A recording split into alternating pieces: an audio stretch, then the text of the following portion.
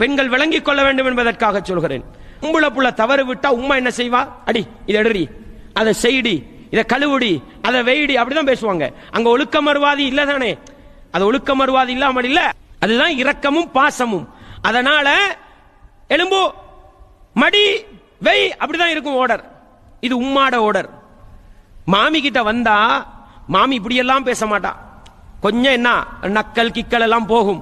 அப்படி போகக்குள்ள என்ன இவ யோசிக்கிறது என்ன, மாமி என்ன அதிகாரம் செலுத்துறா.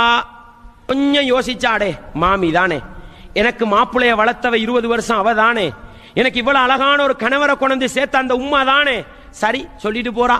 இப்படி ஏன் போனா புரிஞ்சு வாழையலாது, இப்படி போனா ஏன் சந்தோஷமா வாழையலாது. மாமி ஒன்றை சொல்லிட்டா அதை தூக்கி பிடிக்கிறது. உம்மா சொன்னா அது கணக்கே கிடையாது. அன்பாண்டவர்களே, இந்த புரிந்துணர்வு இல்லாத பிரச்சனை, மாமியை புரிந்து கொள்ளாத மருமகள் தான் பிரச்சனை.